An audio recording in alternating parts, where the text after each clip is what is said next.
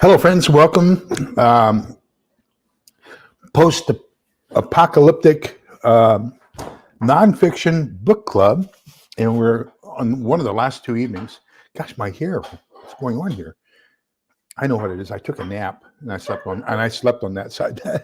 Oh well, it happens. But anyhow, hello, welcome. We're reading Nuclear War Survival Skills by Preston Kearney.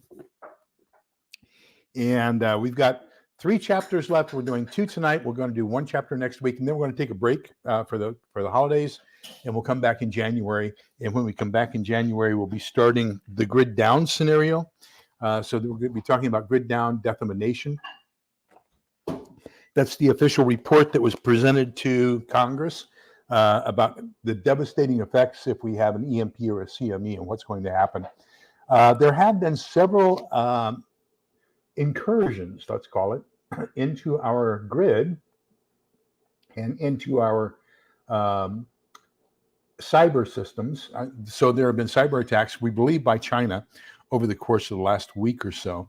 They're getting more and more frequent and more serious. Excuse me, just last week, Texas is, there are 3 grids in the U.S., the Eastern grid, the Western grid, and the Texas grid.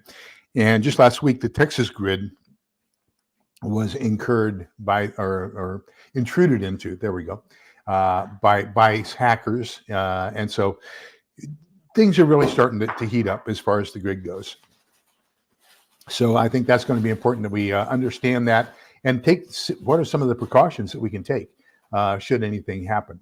So let's see who is. We got 11 people already. Wow. Thank you all. That's phenomenal. Diana, too. Cats and Prepping. Storms, Radios, and Cats. Good evening. Stray Kitten. Golly. Thank you so much for being here with us. It's greatly appreciated. Thank you for the value you add in your comments, and thank you for the value you add in your questions. Thank you for the way you treat each other in chat. I greatly appreciate that. It's just super important to me that we, as a community, are kind, polite, and respectful to each other. Hello, Scan family. Welcome. We're going to be the nucleus of what's left after anything happens. And so the way we treat each other now is what we're going to build upon as we rebuild our society in a post-apocalyptic world. So, I think one of the things we can do is we can practice that now. Hello, Drifter. What part of Kansas? I don't know what I did wrong, but I got convicted and sentenced to 3 years at Fort Riley. We call it Fort Riley, Kansas. No, I'm just teasing. I have never seen such weird alcohol laws in my life as when the 3 years I spent in Manhattan, Junction City area. Just really weird. Type A, Type B, Type C clubs. I don't know if you still have that or not. Is that still going on there? Cheryl's Country Living, welcome. Good to see you as well. 1 second after. Fantastic book. That's probably the one that kicked everything else off. Welcome. Great moniker. Love that.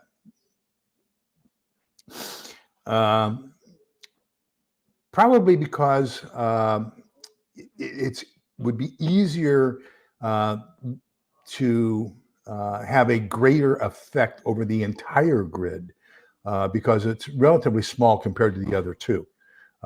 But that's speculation on my part. I don't know. I will tell you that ERCOT, which is the who controls the grid, is only about 20 miles from here. I used to work in the industry, and I was HR director for a co-op, an electric power co-op, and so Stray Kitten, the grid was mildly affected. We did have some possibilities that we might have to go into brownout conditions, but they got it corrected real quick. So they identified it, and then they got it taken care of. South Central Kansas. All right. I remember when I was young, growing up in El Paso, we would go to my grandmother's in Missouri, and so we would take Highway 54. And Highway 54 starts off in El Paso and goes all the way up to Chicago, basically. And so we would go from basically Guyman, Oklahoma.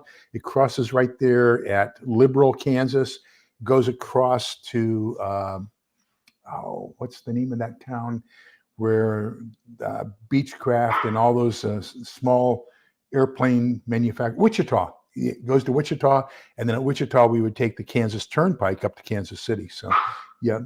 Izzy, the 15-year-old Chihuahua is getting kind of antsy here. It's 8 o'clock. She always wants to go out at 8 o'clock. Let me go get the wife and get her taken care of. Helen? Thank you. Izzy knows when it's 8 o'clock. That's, whenever I want to start her live is when she wants to go to the bathroom. Huh. Oh, well, thank you. So let me see here. Scan family just spent 30 minutes picking up the Christmas tree and bulbs. Our cats were playing, running up. Oh, no. Yeah, we have. So we picked up two from the pound, two Chihuahuas from the pound, and Addie and Annie, they're sisters. We went to get one, and they said, if we're overstocked with animals. We'll give you two for the price of one. Please take two.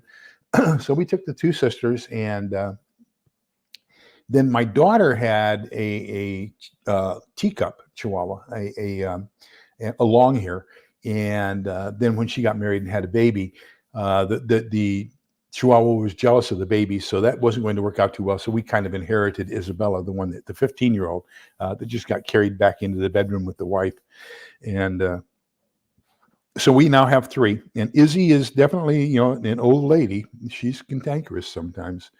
Cheryl's Country Living, welcome. Good to see you. South Florida DCL, welcome. Good evening. Let me see. Little Lone Prepper, phenomenal.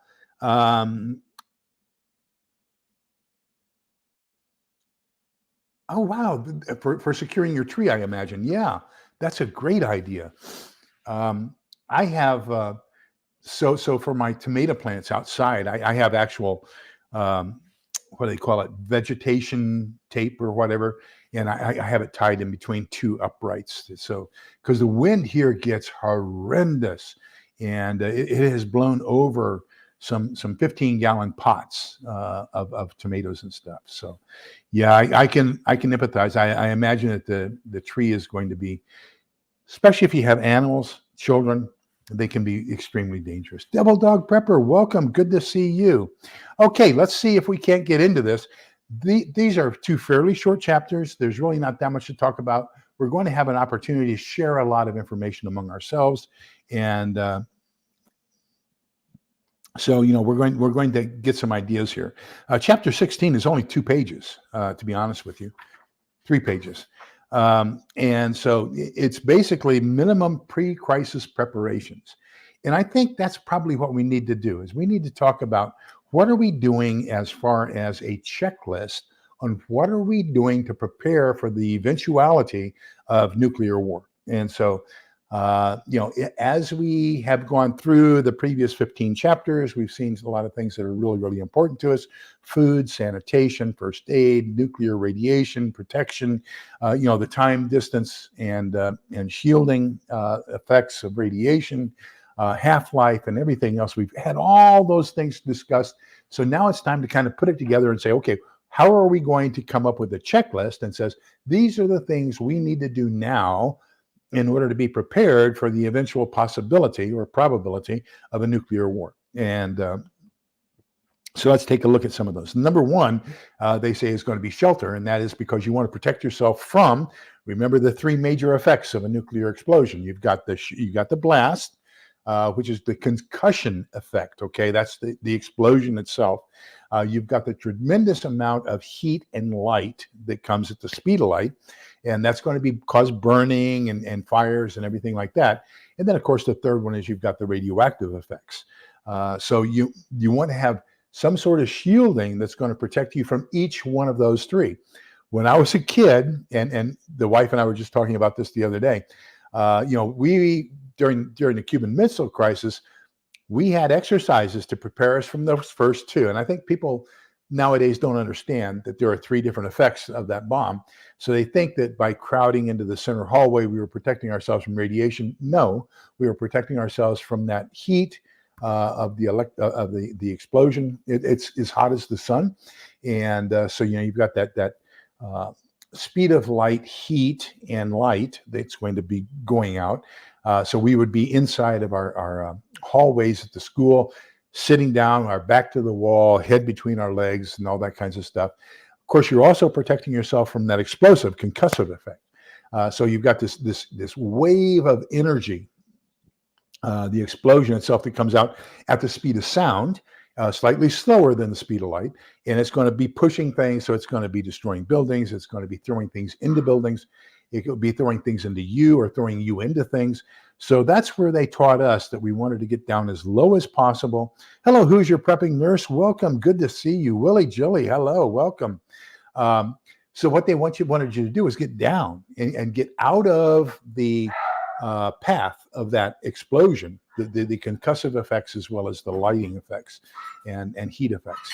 And then, of course, after those 2 waves go through, then it's time to start worrying about the effects of radiation. If it's an airburst, the alpha, beta, gamma rays are going to be almost instantaneous. So it's just going to be, it's done. You're not going to have as lethal a dose at distance away from the explosion as you would have close up. And you're not going to have as lethal a dose as if something had been irradiated. If you have a ground burst, so the explosion itself is in contact with the earth, that is going to irradiate the earth, take it, superheat. Now remember, it's kind of like a hot air balloon. When you get something super hot, it kind of goes up. If you've ever had a fire, you see the embers go up in the sky, they cool and they come down, and that's what causes forest fires a lot. So that's the same thing with the radioactive fallout. What you have is you're irradiating the earth underneath that the fission or fusion has come into contact with. You're superheating it, throwing it up into the air because now it's lighter than air. As it cools, it falls back to Earth as fallout, as dust, and it comes back from the sky. But that is now radioactive. And so that's the stuff that we were preparing ourselves from in our fallout shelters, where we figured we would most likely be spending somewhere around 2 weeks. So that's kind of those 3 things. So when you have those kind of drills, that's basically what you're doing. You're preparing yourself from those first 2 effects. I saw a really good comment here I wanted to comment on. School told us it was tornado drills. Well, we didn't have any tornadoes out in West Texas, so we kind of knew that. But we did have what we call dirt devils. They're miniature tornadoes, I guess. But it's the same thing. You've got the swirling of a tornado has the same concussive effect, basically, as the explosion from a radioactive or from a nuclear bomb. So yeah, basically the same thing.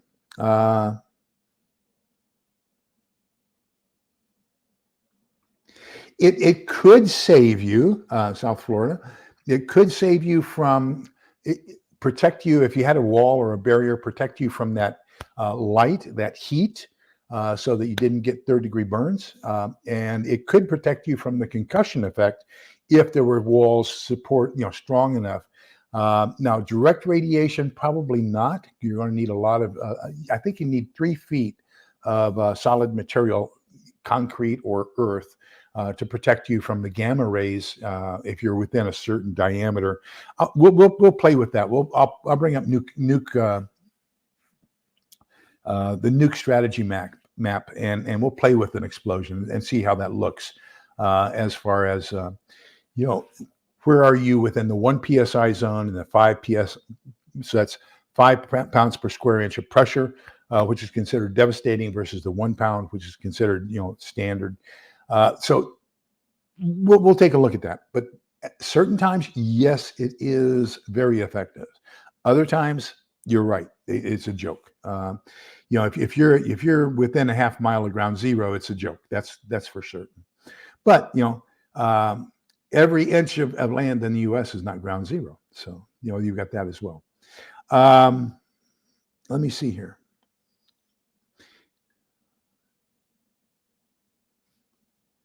Yes, and that makes sense. Ground floor hallway. Most of the schools, gosh, let me think. I think El Paso High and Austin High School were the only two high school. No, I went to Burgess after Jesuit. Jesuit was 4 stories high. Cathedral was 3 stories high. Austin and El Paso were both 3 stories high. Burgess was 2 stories high. So yeah, I guess going down to the ground floor makes sense. Hello, Prepper Book Club. Welcome. Cheryl's Country Living. Welcome. Yeah, and from Flying Glass. Absolutely. So when I tell people to prepare their first aid kits for a nuclear explosion, you got to be prepared for breaks, and you've got to be prepared for blunt object trauma, from concussion, contusion. You've got to be, things are going to be thrown at you, so they could break your bones. You're going to be thrown into things that can break your bones. You're going to have, of course, obtuse blunt trauma. You're also going to have sharp objects thrown at you, and glass being one of them. Shards of wood, shards of metal, whatever, just like a shrapnel is going to be thrown at you. So you have to be prepared to control bleeding because that's going to cause a lot of shock, a lot of shrapnel. And then you've got you got burns, you've got trauma, you've got shrapnel, broken bones. The whole gamut of first aid is going to be necessary in a nuclear explosion area. So that's something you kind of have to plan for.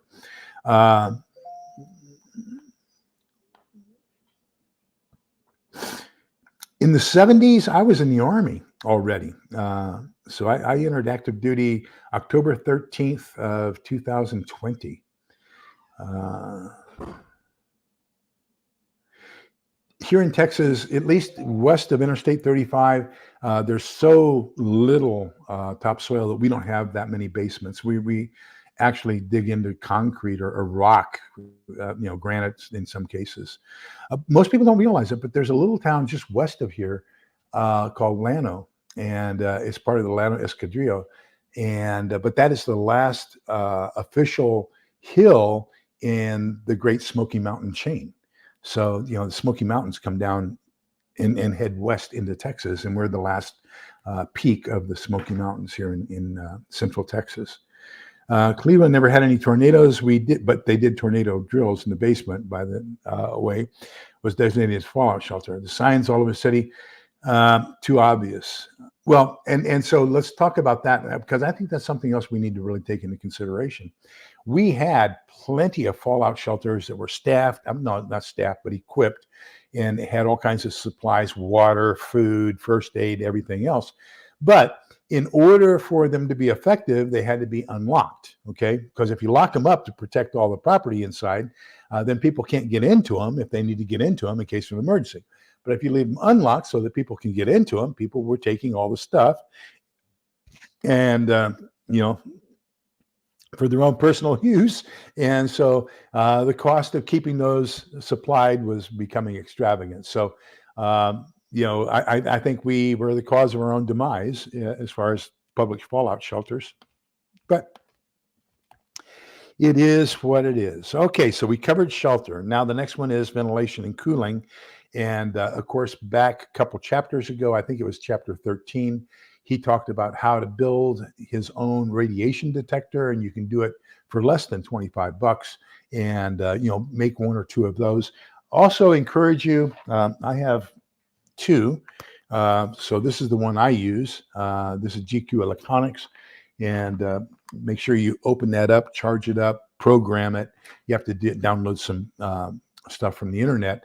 So if you don't open it up and program it first, it's not going to do any good, when SHTF happens. So make sure you have ventilation and cooling. Then make sure you have plenty of water on hand, a 2-week supply at least. I'm going to recommend longer than that. The federal government says you need at least 1 gallon per person per day. And that's just to keep you hydrated. That doesn't count sanitation. That doesn't count a lot of other things. I'm going to say try to plan on 2 gallons per person per day. So if you're going to be in there for 2 weeks, that's 28 gallons per person for those 2 weeks. And that's going to be what I consider to be a minimum essential in order to have that for your shelter or to be inside, contained away from all of the other stuff that's going to be going on outside. Make sure you have a 2-week supply of food. Now then, the easier it is to consume without heating or without cooking, if you're in a shelter scenario, is better off. Okay. Now remember, most of the canned goods that you get only require warming up for comfort. Most of them are already pre-cooked. So if you get a can of chili, that's pre-cooked. Vegetables, etc., those are all pre-cooked. So canned goods would be good to keep in your shelter for. Now, if you're going to store dehydrated or freeze-dried foods, don't forget you're going to need water to rehydrate the foods. So the advantage of a canned good is it's got all the liquids in with it. So, and you can consume those. Okay. I know we drain them quite often. When you get a can of peas, you drain the water out and eat the peas. But in an emergency situation, that can become another source of hydration for you, is the liquid in the cans. So the disadvantages, they get weight, they get heavy, they get bulky. The advantages, they have the liquid in them. On the other hand, freeze-dried foods, you need to add water to them, which is a disadvantage, but they are lighter and easier to stock. So, each one has their own advantages and disadvantages. Let me see here. I saw another good one here.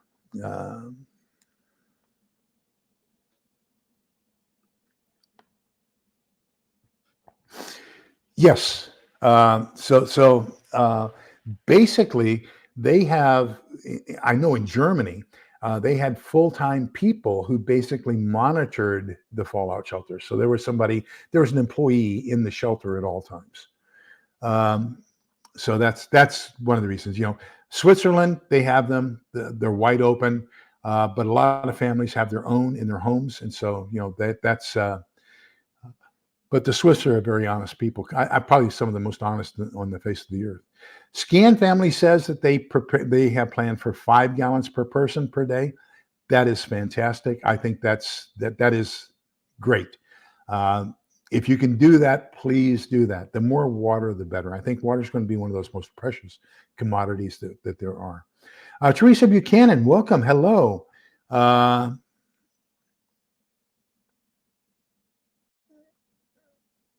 So straight, who's your prepping nurse says the other countries may have them because of logistics to dictator-led countries and their past experience.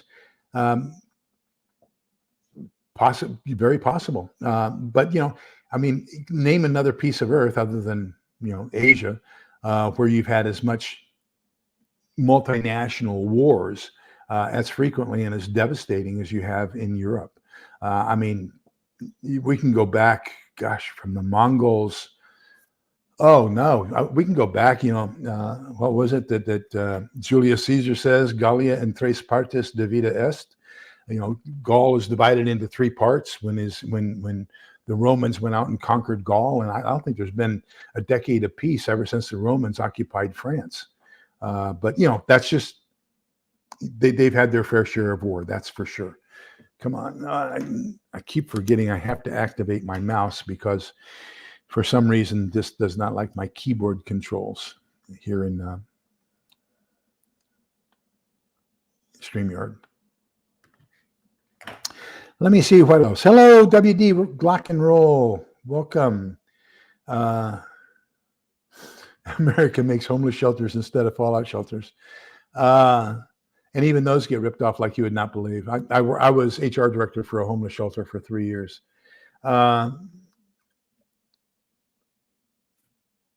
Yes, and so one of the things that we did back then was for the public fallout shelters, we had our own, basically that's the whole concept behind the original bug out bag, was that you had basically sanitation and your toothpaste and all that kinds of stuff, and you also had clothing and your medications and personal effects to take with you to the shelter. So that was the original concept behind the bug out bag. Okay, if you go out after 2 weeks, should you still use disposable shoe covers and or disposable paint suits while walking around outside stir up radioactive dust? So most radioactive elements, well, let me go back. Radioactive elements have what are called a half-life. Hello, Maggie. And so um, let's say I'm using uranium-234, okay? And so that uranium-234 is at 100% strength right now. And if we say that it has a half-life of 14 seconds, then that means 14 seconds later, it's only going to have 1/2 of the strength of radioactivity that it had when it started. The next 14 seconds, it's going to go down to half of that. So it's only 1/4 after 28 seconds of what it was to start with. Another 14 seconds, it's going to be 1/2 of 1/4 or 1/8. So see how it's going down very rapidly in its overall losing of its radioactivity. So what they thought was, I think that's based off of cesium-135.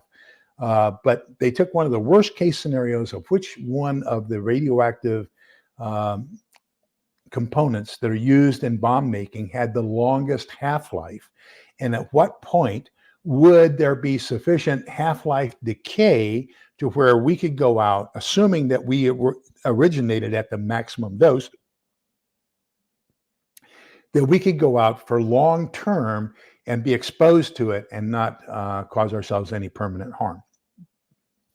So taking the worst case of the radioactive elements at that time and figuring that you were right at ground zero, basically, and getting the maximum dose, then they figured 2 weeks in a shelter, and after 2 weeks, you should be able to go outside and it would be okay.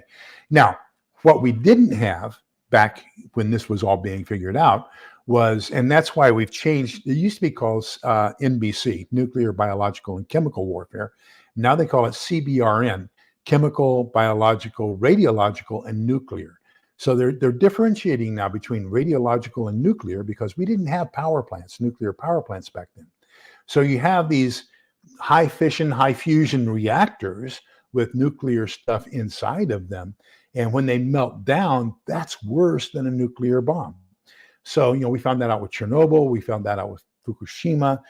So we've got some experience now understanding how sometimes that radioactive decay can, if it gets into a meltdown situation, can irradiate other items directly around it and cause that to actually grow in strength rather than diminish through the half-life.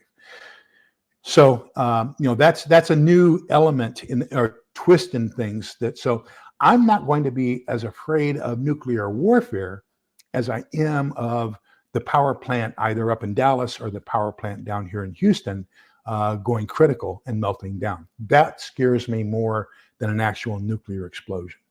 Okay. I hope that answers your question. But yes, you should be safe from a nuclear explosion after 2 weeks and not worry about kicking up dust or anything else. And you should be able to do it without having to have any protective clothing at all. If you go into a meltdown situation, that's a totally different situation. Yeah, you guys have a water table. It's like 3 feet under the surface, and it's crazy. And yes, you have the heat and humidity. We have, depending on where you are in Texas, we have heat and humidity in the other portion. Where I grew up in El Paso, it gets up to 110, 112 degrees in the summer, but it's 3% humidity. So you get underneath the tree with a 5-mile-an-hour wind, and you're doing pretty good. Okay, so South Florida DCO. So the only thing that potassium iodide does is it floods your thyroids with potassium iodide and protects them against radiation. So you're protecting your thyroids, and that's the easiest place to get cancer as a result of radiation is in your thyroids. That's the first place that will get irradiated. So the only thing that potassium iodide does is protect your thyroids. It does not protect all of the other living tissue in your body. So if you take a potassium iodide pill and walk out and it's 100 rads an hour, you're dead because all you've done is protect your thyroids. You haven't protected the rest of you. So you've got to make sure you protect all of you. And that's where that, if you go back to what our earlier discussions, chapters 1, 2, and 3, where we talk about time, distance, and shielding, protecting you from radiation, those are going to be your primary salvation from a nuclear explosion, not potassium iodide. Now, and so Maggie mentions, and she is correct, that what we found out after Hiroshima and Nagasaki was that it took about 20 years for the the radiation to cause terminal cancer effects in the people who had been irradiated as a result of those bombs. So you're looking at a 20-year development of the cancer as a result of the potassium iodide. So there is a danger of overdosing on potassium iodide, which can be just as bad as not having any at all. So what they recommend is if you are 65 years old or older, the effects of taking potassium iodide are worse than the protection that you'll get, because you'll be, the 20 years from 65, you're 85. That's average life expectancy anyway. So, you're not getting that much of a benefit once you hit age 65 to take the potassium iodide. So they don't recommend that you take it afterwards. I have some here. And I don't know. We'll see what happens. I may not. I don't know.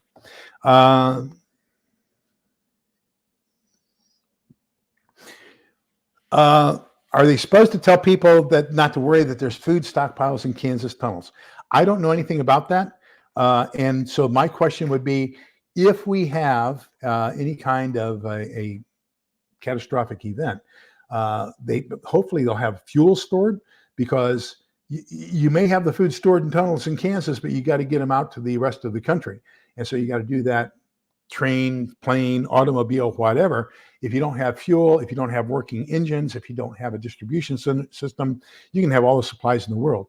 But think of think of when we had the cough, when we had the lockdown. Okay, we had all those supplies in all those ships sitting offshore of Long Beach, Los Angeles, and Oakland, and we couldn't get them into the ports to get distributed to the rest of the country, and we were doing without stuff. So that's the same thing that's going to happen in a post-apocalyptic world. Is you may have concentrations of stuff in a certain area, but if you can't get that distributed out to the general public at large, then it really doesn't do that much good, except for the people who are right there immediately available to it. Let me see here.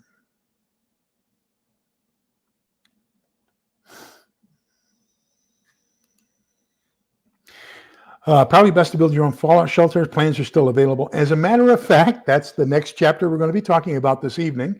So thank you for bringing that up. We'll get into that here just very, very shortly. And fantastic. I remember seeing these plans when I was a kid. As a matter of fact, my next door neighbor, these are the exact plans that my next door neighbor built his cinder block fallout shelter, the specs to them, which is what got me involved in prepping back in 1962. So, these look exactly like the specs that I remember seeing as a child.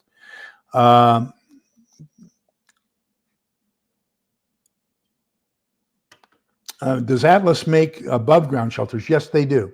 And so basically what we did in El Paso, what my next door neighbor did, our CD warden, he made a half and half.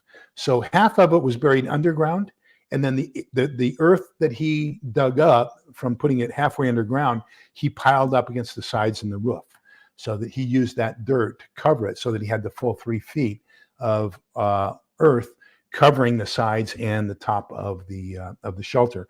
And then the other 50% was below the level of the earth, and 50% was above. So so that's, if you're going to do one that's probably, and you don't want to spend a whole bunch of money digging, or you're in West Texas where you're digging into rock, solid rock, then I would say that probably either half and half or above ground is going to be your best solution. And just remember, you can always pack that with more sand, with more soil. You could put two cinder block walls 3 feet apart and have that spacing filled with soil, and you've got a fantastic system to protect yourself. So yeah, you can do it above ground. That's no problem. Just make sure you have at least 3 feet of packed earth to protect you. Hello, Scott Hummer. Welcome. Good to see you. Duke Energy uses high radiation coal and cools spent tubes, but these plants aren't listed as power plants, but still have similar results when coolant power is not available. Absolutely. Triple G Farms, welcome. Hello, good to see you. Miss you. I can always tell when you're out doing your thing, working, and you're out of town. You don't show up on that many lives.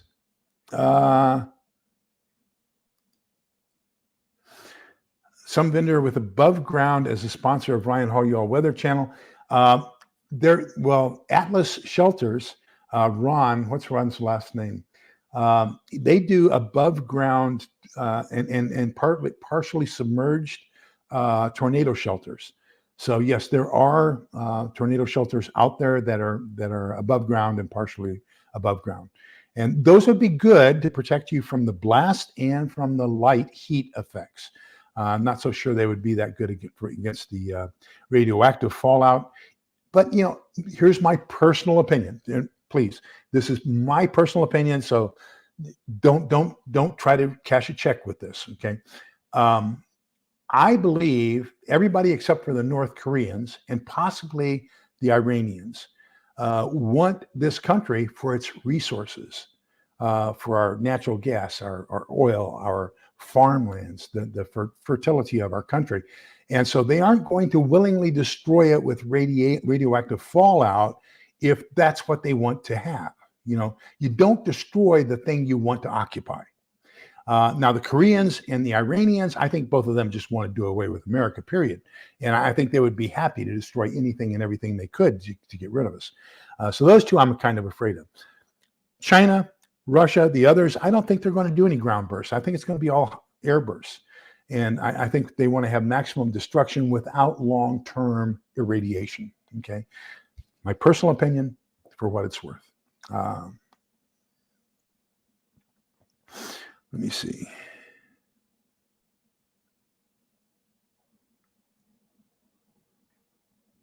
So what is this link you gave us here, Triple G or Scott? Oh, that's Triple G's link. Okay, gotcha. You Corporal CG. Let me see here. Colorado has food tunnels, more so in Yellowstone.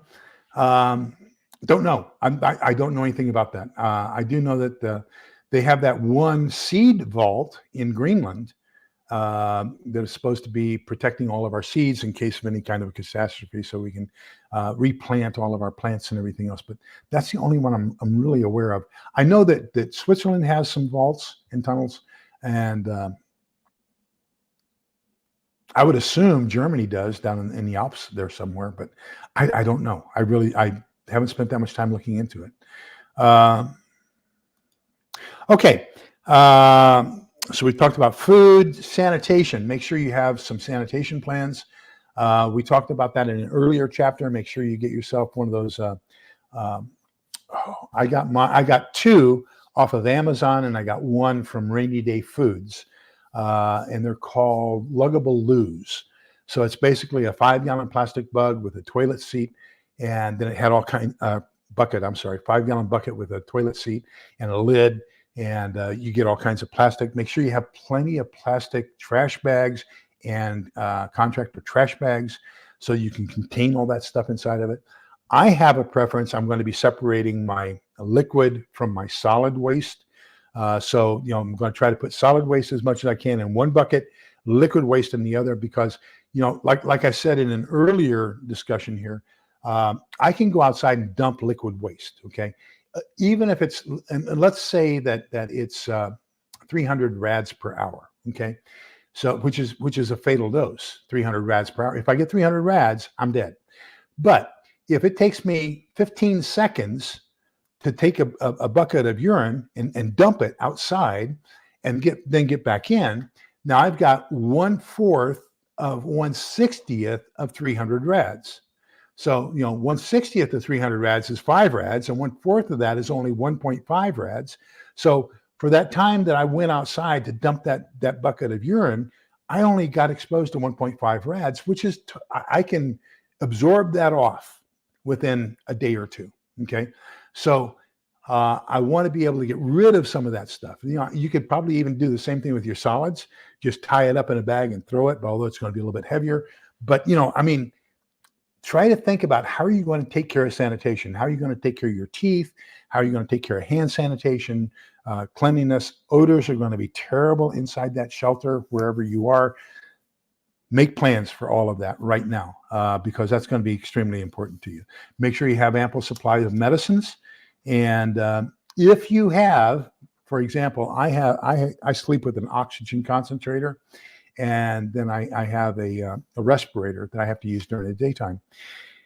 And so make sure you have plans on how are you going to get power to those systems, because that's going to be important for as well. If you have things that are dependent upon electricity, that's one of the things that's brought out here is, all those people who are dependent upon keeping medications cool, a long-term storage of medications, who are dependent upon electrical devices for survival, CPAP machines and things like that. If we go into a grid down situation, whether it be because of a nuclear attack or because of a cyber attack, you're not going to have the opportunity to have that electricity for those things that you need.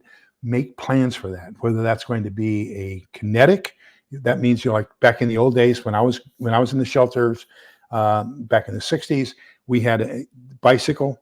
What would you call it? You could ride the bicycle, and then the chain powered a generator, and that generator provided electricity for the shelter. And that primarily was used to get air into the shelter. And then, of course, overpressure, and then the air would go out.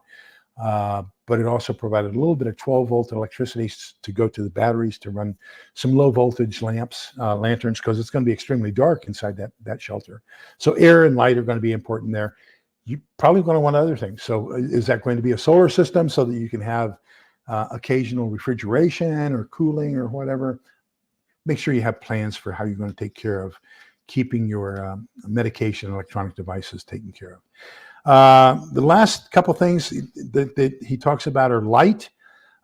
Remember that anytime you use anything that produces a flame in a shelter situation, you're taking oxygen out of that shelter for the light that you would have been using for breathing.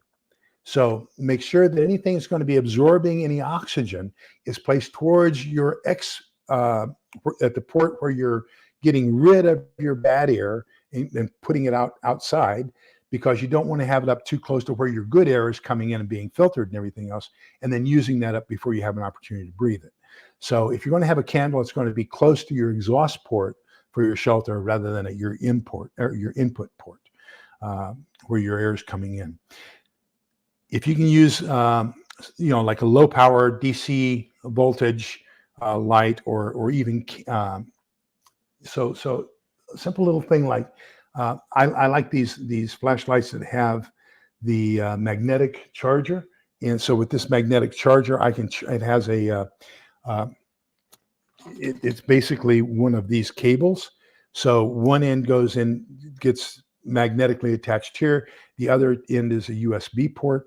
Now there are all kinds of little hand crank, like I have several of the little emergency radios that have a hand crank. They have solar power, they have battery power, but you can use that hand crank, and keep a charge on a flashlight like that, and that would provide the light that you need for your shelter. So I would recommend looking into that, getting one of those little emergency radios, a snail radio, I think it's called, and it has a hand crank. Anything where you can crank and power electricity is going to be fantastic. And that's going to get into our next subject as well, which is make sure you have radio communications so that you can find out when there's been an all safe declared, or, when it's clear to go outside and all that kinds of information. So that only took us 43 minutes, and that was 2 pages. My gosh, unbelievable. Okay, chapter 17 is all about permanent fallout shelters, and it gives all the specs and the diagrams and everything else. And so if you're in an area where you can dig those down into the ground, you can get them down into the ground, make sure you take that opportunity. We probably got, I'm going to say, a good 20 pages on tips on how to build good underground shelters, how to equip them, what kinds of stuff you need inside them and everything else, and some things to make them comfortable and all that kinds of stuff. And if you want to, you can get a hold of Atlas Survival Shelters with Ron, and spend $150,000 and they'll put one in for you. So I don't have that kind of money, to be honest with you. And I think it would be more expensive here in Central Texas because they'd have to blast some of the rock to get down to it. I guess one of the ideal things to do would be to find an area where I could put a lot of, like maybe the side of a hill and go into the side of a hill and then use the hill as the bulk of my obstruction, of my dense material protecting me from radiation. So let's see here. Would a shipping container make a good fallout shelter? No, it would not. And the reason is because you have, it's basically, think of it as being 4 pieces of metal, good, strong, sturdy metal, supporting a frame. Okay. So you've got your 4 poles coming up like this. Then you've got your 4 top cross members. You got your 4 square, your square 4 bottom frame members. That's where the majority of support for that container is. The walls are basically corrugated aluminum. They aren't really protecting you from the pressure of earth coming in or anything like that, even the roof. What they're doing is they're just protecting it from air, from theft, and things like that. Now, there are some very special containers that are reinforced, and those might make decent shelters, but the average container you're going to get on the market for, say, $35,000 does not have the support of the walls, the roof, and the floor foundation that you're going to need to support the weight of all the stuff that you're going to be putting in, the pressure you're going to be putting on it from the top and the sides. So it might make a good starting point, but you remember you're going to have to reinforce it an awful lot.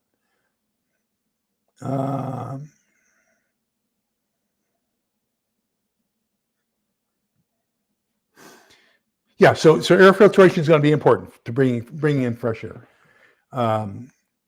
So here's the challenge that we have from these 2 chapters tonight. Considering, and gosh, please. So step number one, we're going to start a list tonight. I'm going to encourage you to do some homework and create a plan. What do I need to do in order to survive a nuclear attack? Okay. And let's assume a worst case scenario. Let's assume that it's going to be a ground nuclear explosion, which is going to produce fallout. You're going to have to be in a shelter for 2 weeks. So number 1, assume the worst. Number 2, write a plan. Okay. Now, item number one on your checklist for writing that plan is get this book. This has got to become your nuclear war survival Bible. This is probably the best document out there that's comprehensive, gives you all kinds of things you need to think of. Then as you go through the chapters that we've discussed here in the past, over the course of the past couple of weeks, make notes. What are some of the things I need? I need water. I need food. I need a way of conducting light. I need a way of generating electricity. I need to keep the shelter warm. What do I do if the shelter's in the summer? What do I do if the shelter's in the winter? How am I going to take care of all that? How am I going to get rid of the obnoxious odors of human excrement? Start thinking about those things. How am I going to take care of, if I have a sick person, how do I keep them quarantined and aside from the other people? And this is what happens if I have a sick person with a contagious disease, not somebody who's sick as a result of injuries, which is also extremely critical. Okay. I think back maybe week 5 or 6, I'm sorry, chapters 5 or 6, we were talking about first aid. I said, one of the things that I recommend you do is get a body bag. You can get body bags on Amazon. So get a body bag and then seal. If you have somebody expire while you're in the shelter, you don't want decomposing odors there in the shelter with you. So put them in a body bag, seal it up. That's going to take care of those odors. Then once you get to a point where you can get the body out, you take it out of the shelter. Now remember, calculate the time you're exposed to whatever rads there are. And the way you're going to know how many rads there are is because you're going on your checklist, you're going to say, I need a Geiger counter. I need something that's going to tell me what is the effective radioactive dosage that I'm getting. Now, along with that, one of the other things you need to have on you at all times, I hope it's in here. I usually keep it in here. Yes, it is. Yahoo! Is you need to make sure that you have a dosimeter, an individual dosimeter. So what's the difference? The Geiger counter tells you the radioactive, the amount of radioactivity at that point in time. So, I can say right now the radioactivity outside is 14 rads per hour. Okay. But a dosimeter measures the total amount of radioactivity that your body has absorbed. So it's going to be, it gives you the total absorption over time. So one is at a point in time, the other is over time. So make sure you have both. Make sure you have a Geiger counter to tell you how much radioactivity is there right now. And make sure you have a dosimeter to tell you how much you have accumulated over time.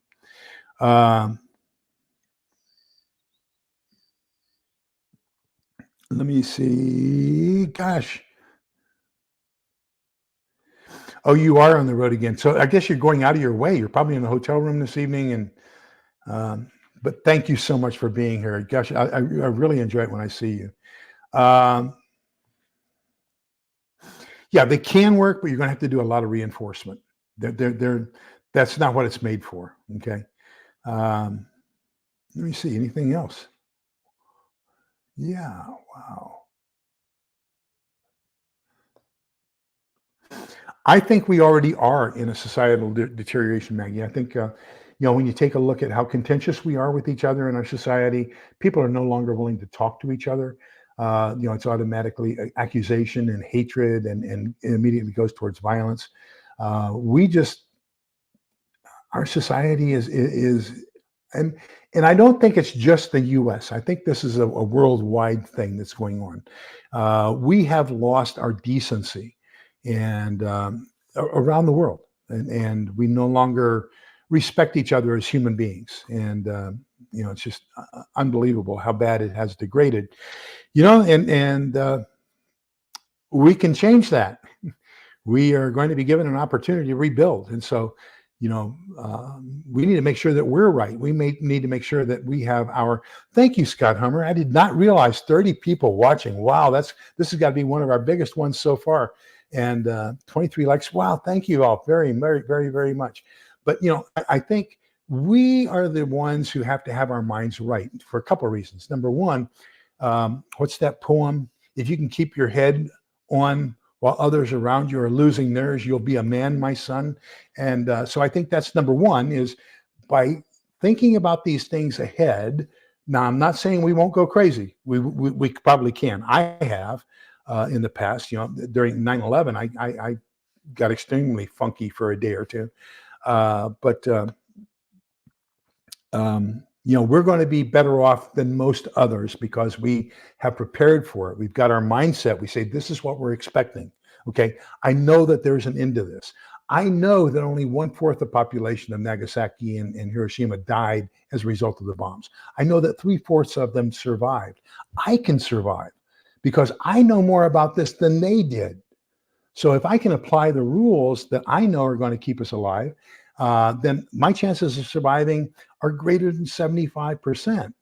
And so, we become that light, that hope for society, and surviving and restarting and doing it on the right path and being kind to each other. So I think that's part of that crux is by being here tonight, you're taking that first step, and you're preparing your mind, and you're preparing your body, and you're preparing for the eventuality that it's going to happen so that we can survive and restart a better society. Uh, so Diana too says, I think other countries would keep Iran and North Korea from nukes. I think we're looking at EMPs instead coming soon. And if it's not if not an EMP, I think cyber. I think they're going to take us down with cyber warfare. That cyber warfare is scary stuff. But you're right, an EMP, and if they have something in the Gulf of Mexico, we may only have 7 to 9 minutes advance warning that there's an EMP going up. By the time it gets to altitude and explodes, so we prepare for an EMP. I would say that is probably one of the wisest things you can do is make sure you're prepared for an EMP. I would wholeheartedly agree.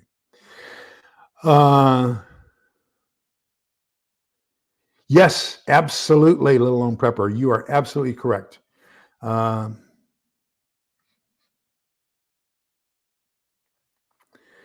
me see here.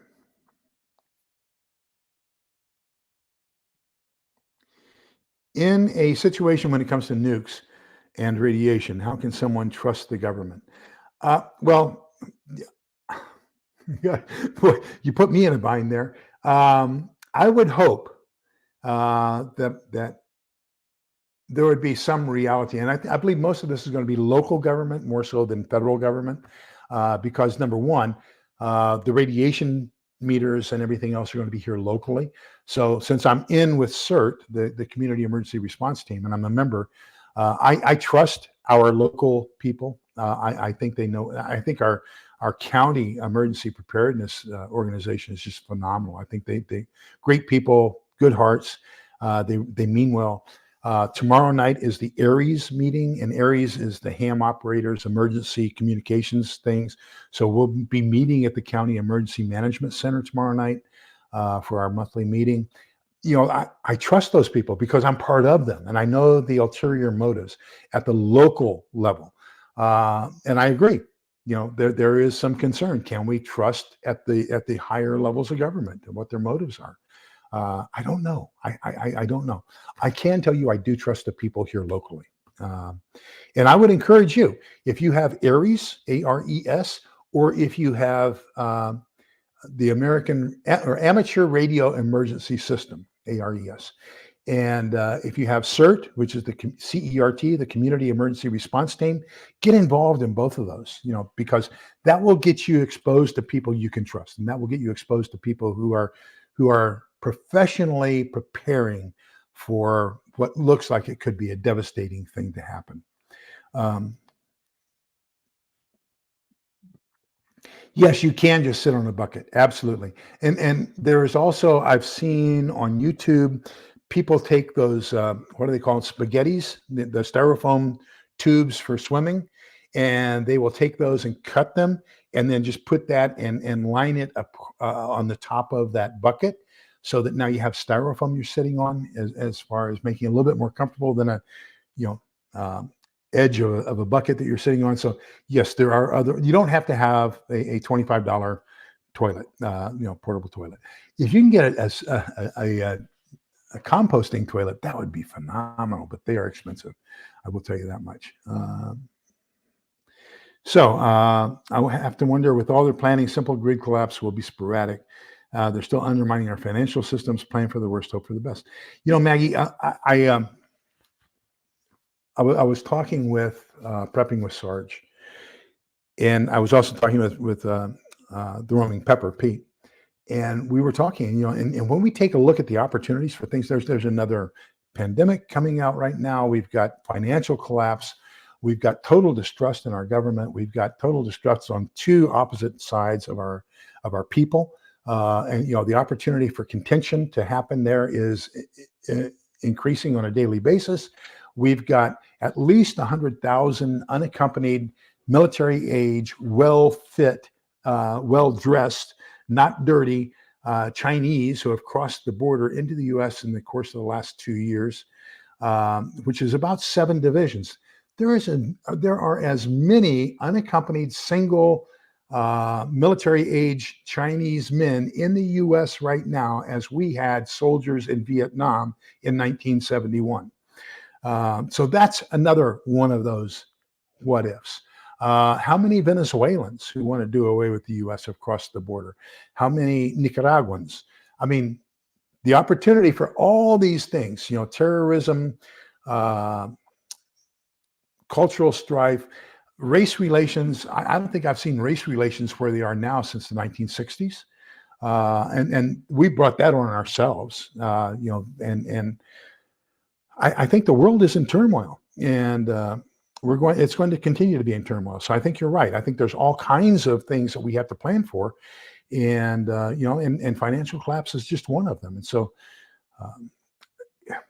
pick your event, and there's a high probability that whatever event you pick could happen, and probably in the next 3 to 6 months. Just that's the way it is.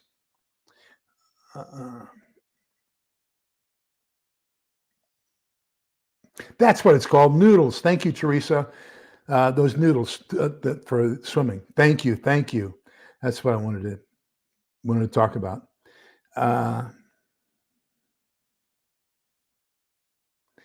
A nuclear attack would put all their plans in the wind. More like it's just increasing cyber attacks until the massive crippling attack. Yep, I agree.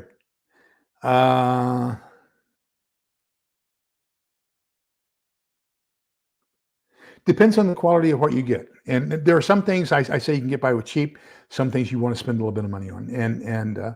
So that's the hand crank generators are exactly what we used back in the 60s. We had both hand crank and then we had foot pedal. So, and that was the mainstay of what we used for power generation back then. I wish I could get some. I need to ask Ron that question because I did ask him about hand cranked and foot cranked air purifiers, induction systems, and he does sell those at Atlas Survival. But gosh, there's so many things we got to think about doing and making sure we have available to us. It's unbelievable. Oh, let me catch up down here. One issue with cranking a generator or an air pump is that the exertion sharply increases a person's O2 needs. Yes, and that's why you wanted to. That's why we had the bicycle, basically stationary bicycle. So kind of like a 10-speed, if you will. So you could get up to speed, and then it would crank a very high output relative to the amount of inertia that you had to develop in order to produce it. Because a couple things happen. Number one, you're going to increase your O2 needs. Number two, you're going to also increase your carbohydrate needs for eating and things like that.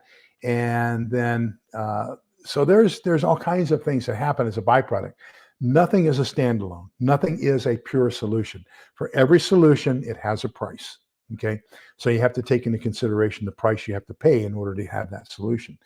My preference, if I had a bomb shelter, I would love to have a solar system and a wind system so that they would provide power to me inside the shelter and I wouldn't have to worry about anything. But since I don't have a shelter, I don't have to worry about that, do I?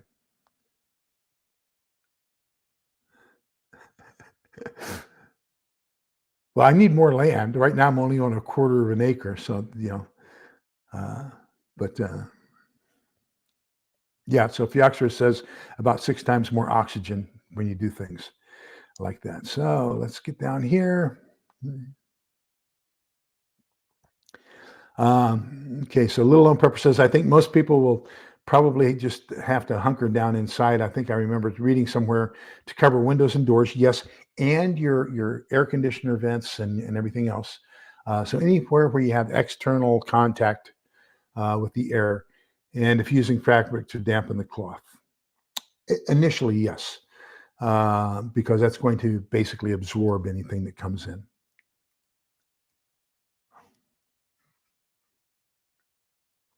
Are you just staying in your house if a nuke goes off?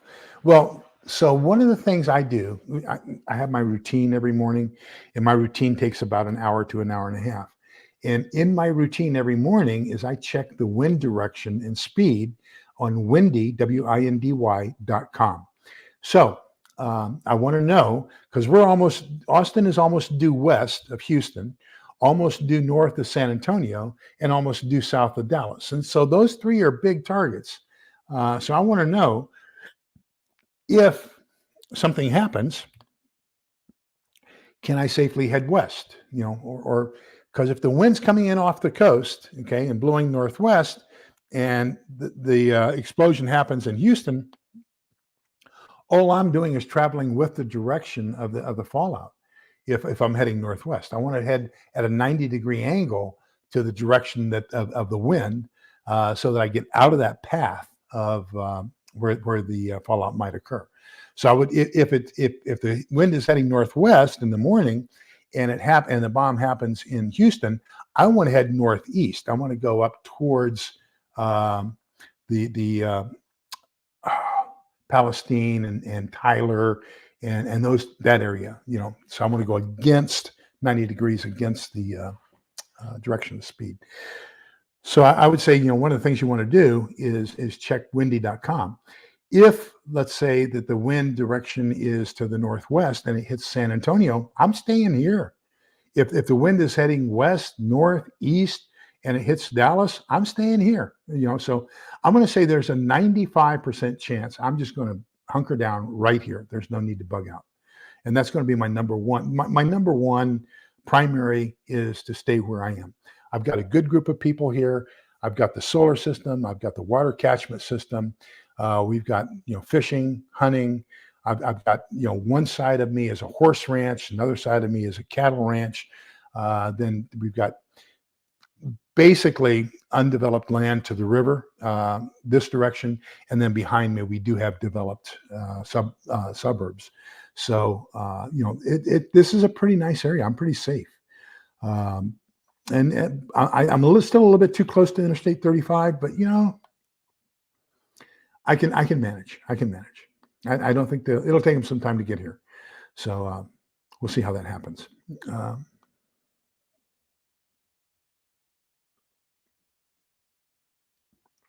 So I do have a web page. I do have a website, coldwarprepper.com. But that's a great idea. Yes, I do need to do that. And I probably should do it also. There's a tab, I guess I've got to learn how to do it, on my YouTube channel that you can put stuff like that in there as well. So I probably need to do that there as well. That's a great idea. I need to work on it. Somebody told me to create a file for my government civics classes and put all those in there. So I created it, put one in there. I haven't moved all the other ones over there yet. So yeah, there's a lot of good stuff we need to do. Thank you, Triple G. That's a great suggestion.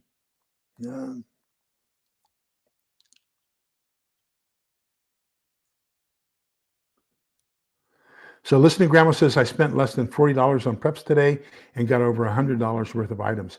Yes, absolutely. Hit the sales. And I need to do that. I will do it tomorrow morning. There is a sale right now, and there's also clearance and overstock at Thrive Life. So if you're interested in long-term freeze-dried food, there's some great bargains. I'll put some discount codes on there. I'll try to put that out first thing tomorrow morning. Tomorrow we have the Ministerial Alliance. So I'll be gone until about 1 o'clock, but all the churches get together one day a month and try to solve problems. And I represent St. Vincent de Paul, which is the Catholic version of Goodwill.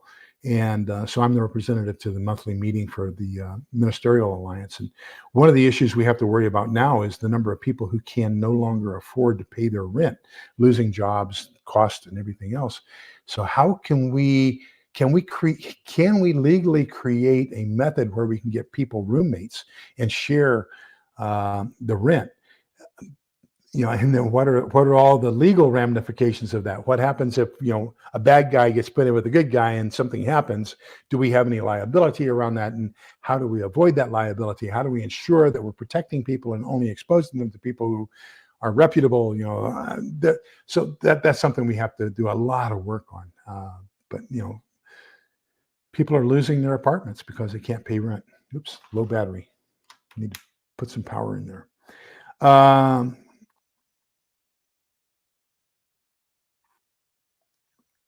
Where else can you go safely when SHTF happens? Oh, it's an hour and 10 minutes.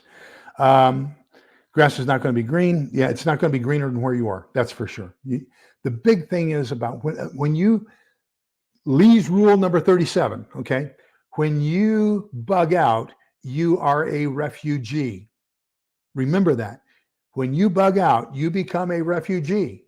When you hunker down, you're a homeowner. You know your area. You know your home. You know what you have.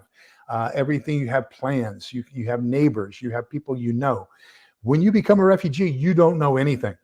You don't know where you're going. You don't know what the conditions are when you get there. You don't know who else is there. You don't know if things have changed since the last time you were there or not. You don't know if you're going into a worse situation than where you are right now. So my rule, and I call it Rule 37, is when you bug out, you become a refugee. Just remember that.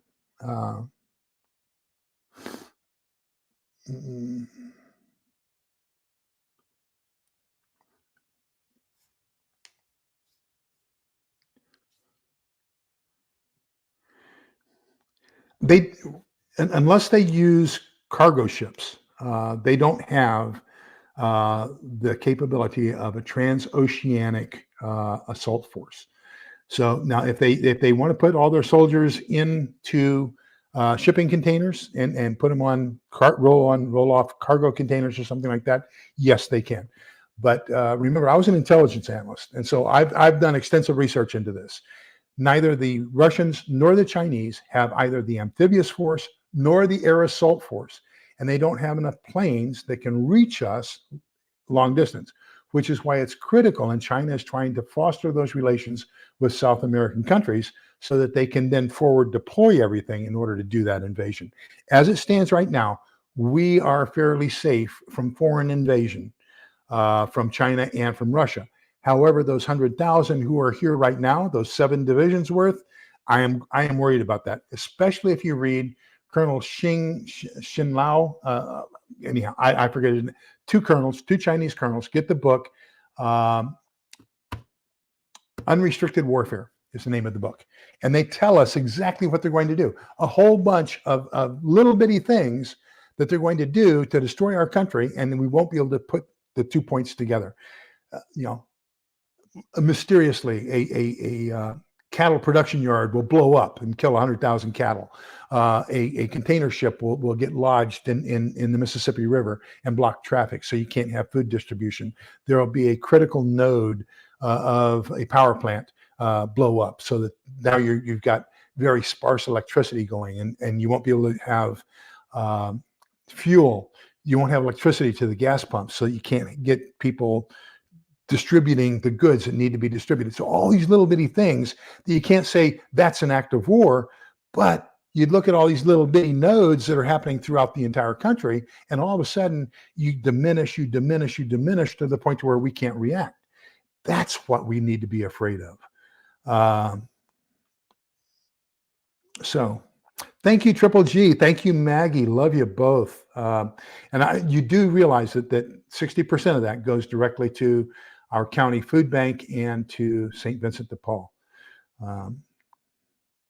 Yes, as it stands right now. And we know, for example, we knew, 10, 20 years ago, that there is an Al-Qaeda training camp in Juarez, just west of Juarez. And it's actually closer to New Mexico because, that little point where El Paso is. But we can see the Al-Qaeda training camp from the border in El Paso, especially up on Mount Franklin. You can look right down into it. But and that's in Mexico. That's in Juarez, and so there's a lot of things to be worried about. However, I don't like to be a fearmonger. We can talk about all the things to be afraid of, but what we can say is we are being prepared. We are learning about the threats. We're learning about how to react to the threats. We're making our plans, and we are preparing ourselves and our neighbors to get through this and make it through the other side. And so I think that's the great thing about having you all here, is we are collectively coming up with plans and ideas on how can we do this, how can we survive, how can we help each other. I think that's the most important thing. And so Triple G is going to have his family come down here and stay with us when it happens, because he's only an hour north. And so, hopefully we can get a whole bunch of people like that who are fairly close and get them together down here and have an enclave who are willing to survive together. So, that's what I think it's all about. Who are your neighbors that you can trust, that you want to bring in and have survive with you? You're going to be the motivator. You're going to be the inspiration. You're going to be the leader. You're going to be the knowledge person. And so what we're doing here is we're developing that knowledge base so that we can survive this. And I'm optimistic. I'm optimistic because there are people, wonderful people like you, who are learning to become the leaders of tomorrow, who are learning to be the preppers of today, the leaders of tomorrow, the inspiration for a new society. And I think that's the good thing, is we know that prepping is on an increase. There's been a 40% increase in the number of people. I can't believe the number of supplies that are out of order, out of stock. I went to wholesale freeze-dried foods, and I'm going to say 60% of the products are out of stock. We've got some stuff that Algerson Farms is out of stock. We got some stuff at Thrive Life that's out of stock. I mean, what does out of stock mean? If production has been constant, that means that demand is now exceeding production. So that's good news that that we are now selling out of stuff because that means more and more people are getting involved and getting prepared. So that's the kind of stuff that I like to hear, that people are thinking about it. People are taking steps. Get this book, take notes, write a plan, write a checklist. What do I need to do to prepare for either an EMP attack or a nuclear attack? And then starting in January, we're going to talk about, and one of the things I really, really love, look at my tabs. God, can you believe that? Can I read a book without tabs and highlighting? But right here, this is just unbelievable. Imagine right here, the very first one. Imagine the following, okay? Day 1, here's what's going to happen. Day 4, day 2, day 3, day 7, day 10. And so he's got a chronology of what's going to be happening in our society in a grid down situation. Well, if you know that and you prepare for it, and you know when to switch over from grilling outside, all your refrigerated stuff that can no longer be refrigerated, and switching over to MREs or things you don't have to cook, so that you don't give away odor. You have to be odor conscious, so your neighbors don't come over and take all your food from you.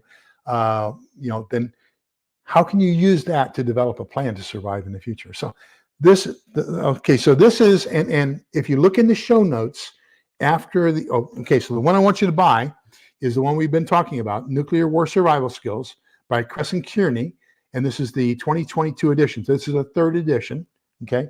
Then the other one, I've got the link in here. You can get the PDF for free on this one. So this is a phenomenal book, and we'll be talking about it starting in January. So, and then Maggie encouraged me to read a biography, an autobiography, a diary of the Great Depression, which is another thing, another one of those legs on this very fragile stool. The financial system is melting down. Gregory Mannarino is talking about, he thinks that the financial system could melt down by the end of this week. What's the guy's name in California that uses the cardboard? It says advertise here. Oh gosh, I forget his name. He was talking today. He's predicting a meltdown by the end of the year. I mean, there's all kinds of stuff. But yeah, so the January book is Grid Down, Death of a Nation. Okay.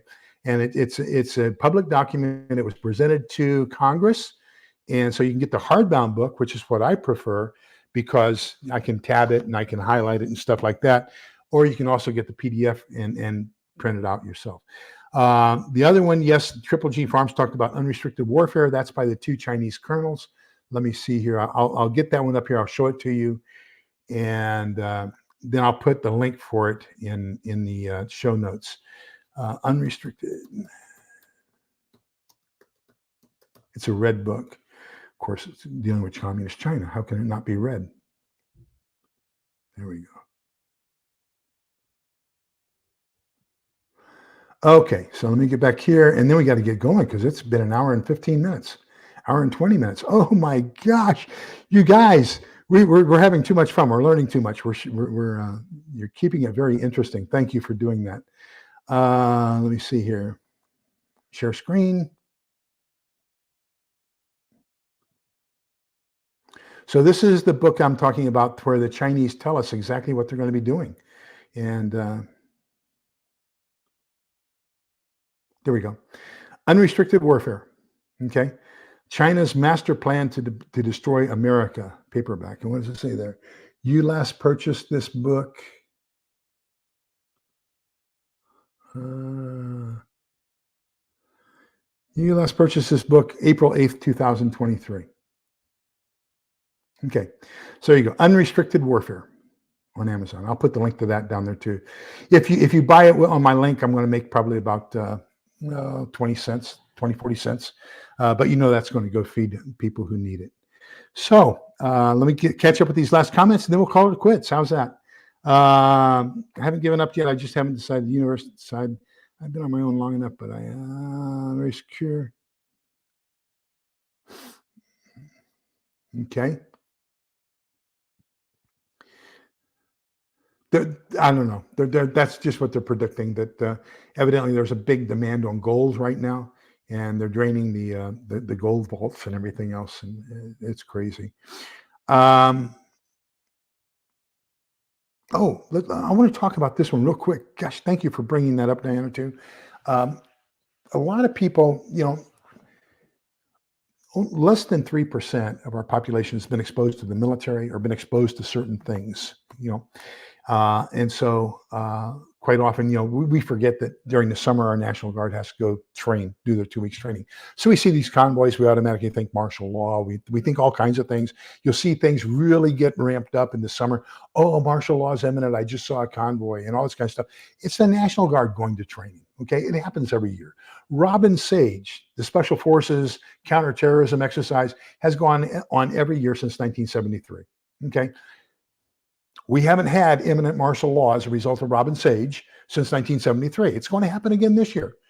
American, Chris Weatherman, he is one of the bad guys in Robin Sage. And that's how he knows so much to write it in his great books, in his survivalist series books, because he works with the Special Forces as a bad guy that they have to track down and find. So these things happen, okay? As an intelligence analyst, I take a look at what are our greatest threats, okay? So as I say, boss, I think right now our greatest threat is an EMP, okay?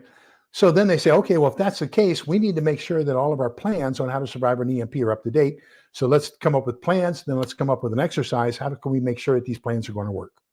So then 3 months from now, we have an exercise on what happens if an EMP happens? Okay. Now, a lot of people are going to say that becomes a self-fulfilling prophecy, that the government knew in advance that there was going to be an EMP, so they practiced for it. Well, yeah, we kind of guessed that was the most likely thing to happen based on intelligence. And so we want to make sure that we're up to speed to meet that threat.